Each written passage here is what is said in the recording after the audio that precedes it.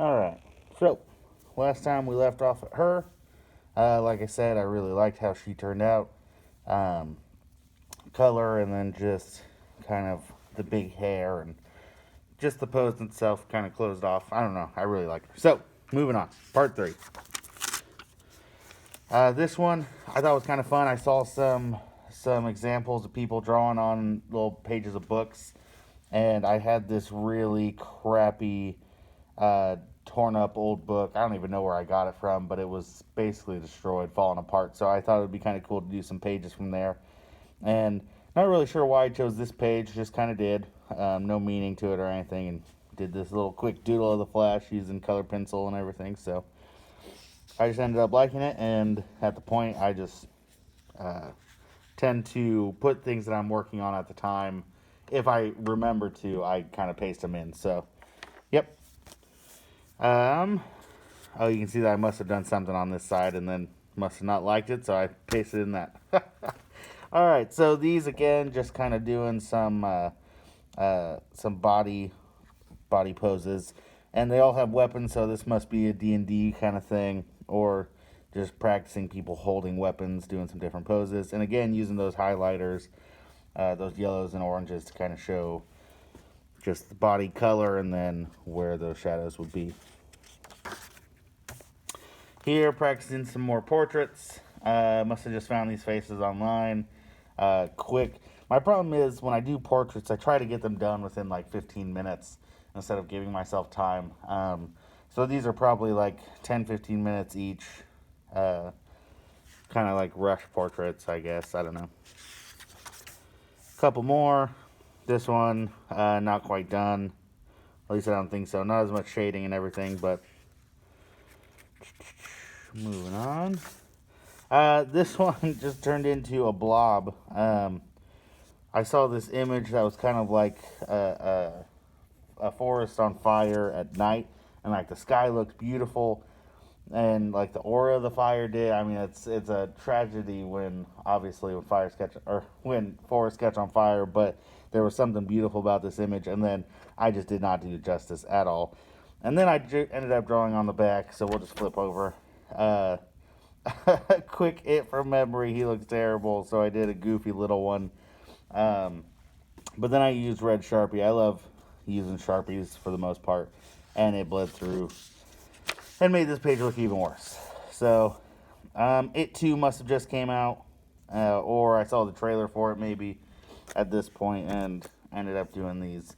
Unless it might have been just the regular it at this point. I'm not sure. But moving on.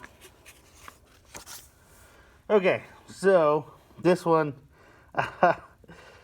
had no idea what to draw. It turned out like crap. Really, nothing even turned out. It's not even close to being a finished drawing at all. I'll probably end up going in and doing something over top.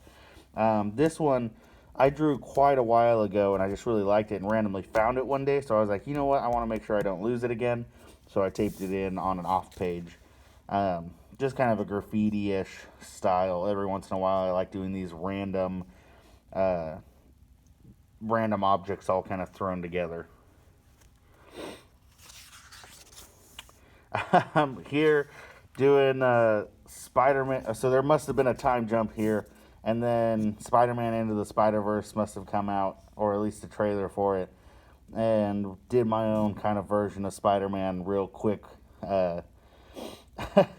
Obviously didn't reference anything. The poses, and we got some weird looking, poorly drawn villains up behind him. But yeah, I'm not one of those people that does normally really finished drawings in my sketchbook. I keep them fairly sketchy, I suppose. I don't really focus on doing like really detailed finished work. Not all the time. Sometimes I do. Like the watercolors are a little bit better than anything else in here. But yeah, this one I just got a job, or my first teaching job out at this little school, and basically during an in-service, one of the first days, didn't really know what to draw. There's cow fields right outside the school, and just kind of did a like neon cow,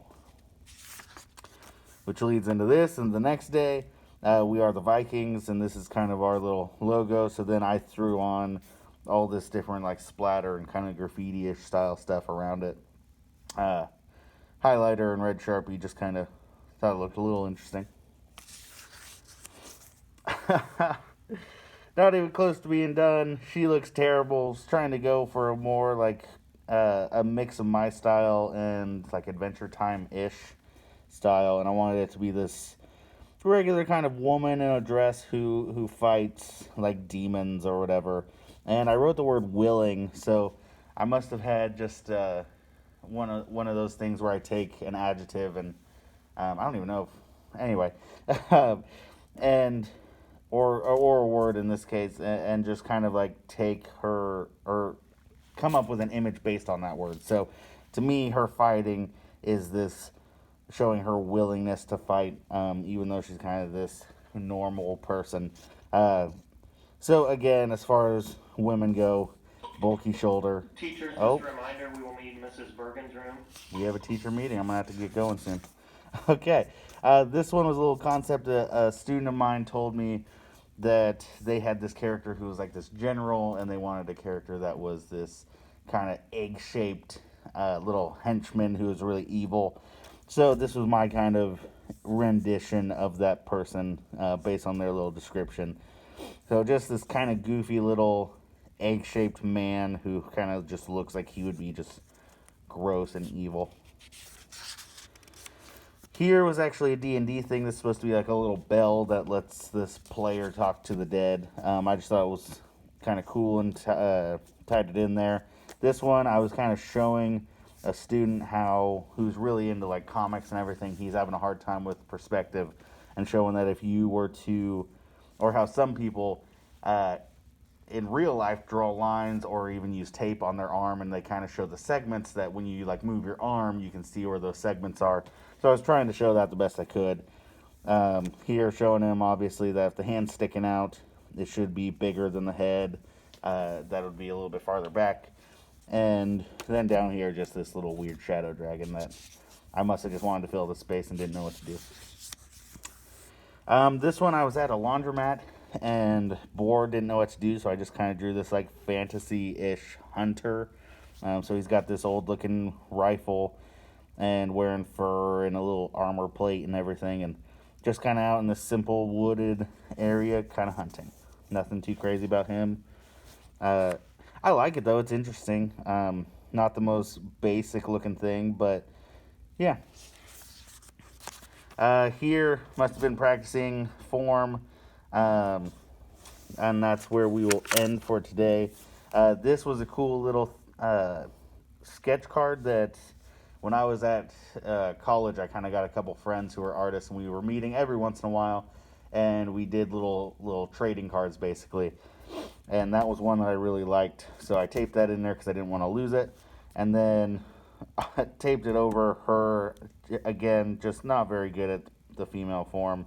You can see that I had some baselines in there that I kind of draw my people out as stick figures, I guess, if you want to, the ball joints and the lines where their spine should be and everything like that.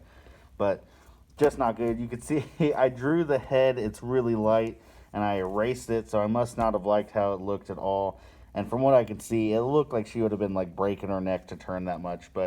And then on this side, there's a movie called SLC Punk, which is just this old indie film I used to love in high school. And this is a character from that, and like a scene where I just thought I loved the mittens and his ridiculous Liberty spikes, and I just thought it was kind of a funny little scene. So that's it for part 3. Stick around. I think we got probably one more part actually. So we will end this up, and yeah, nothing too great on this end, or not on this end, but on this one. But not the worst stuff I did, that's for sure. All right, see you guys.